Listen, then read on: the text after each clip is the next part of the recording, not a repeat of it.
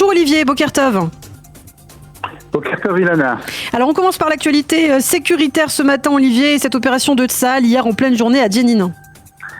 Oui, une opération au cours de laquelle 4 terroristes ont été tués et plein blessés. D'après le porte-parole de Tsahal, 2 des terroristes tués étaient la cible de cette opération.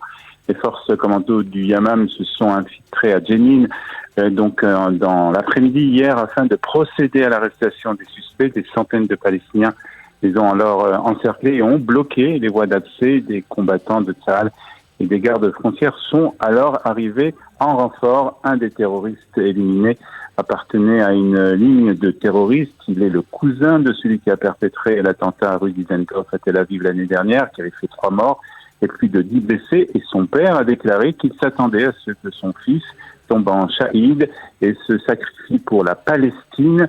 Son frère était un des hommes des services de renseignement de l'autorité palestinienne qui a acquis une grande popularité lorsqu'il a lui aussi perpétré un attentat contre Israël.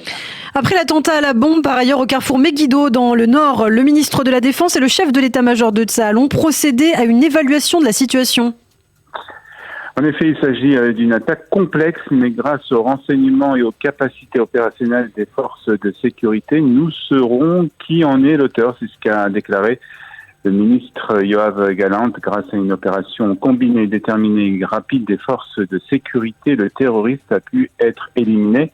Cela a permis d'éviter un nouvel attentat susceptible de causer de graves dommages, a poursuivi le chef de Tsahal. Je veux dire ici, à la frontière nord, de la manière la plus claire, celui qui a commis cet attentat le regrettera.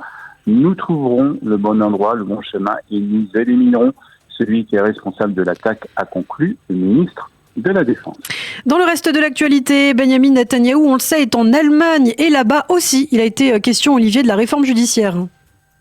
Et oui, la visite qui a commencé hier par une cérémonie sur le quai 17 de la gare de Berlin, duquel plus de 10 000 juifs berlinois ont été déportés vers les camps de concentration. Lors de la conférence de presse commune entre les 2 chefs de gouvernement, le chancelier allemand a parlé de la réforme judiciaire en Israël et s'est dit préoccupé par la situation en Israël.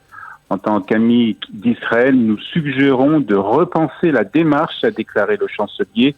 L'indépendance des tribunaux est très importante pour la démocratie, a aussi déclaré le chancelier Scholz.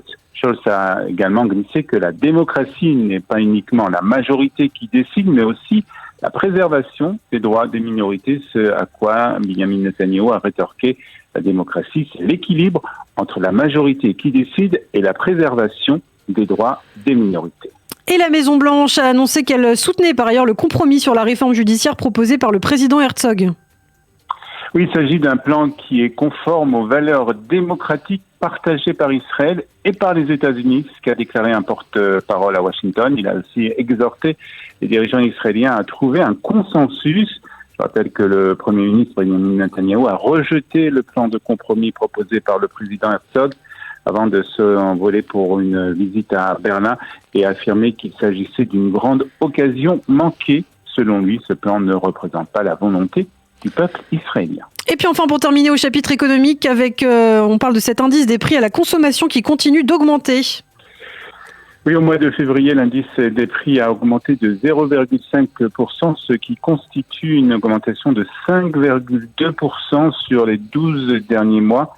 Les produits qui ont le plus augmenté sont les fruits et les légumes, l'alimentation générale, les transports et le logement qui a augmenté de 0,4%.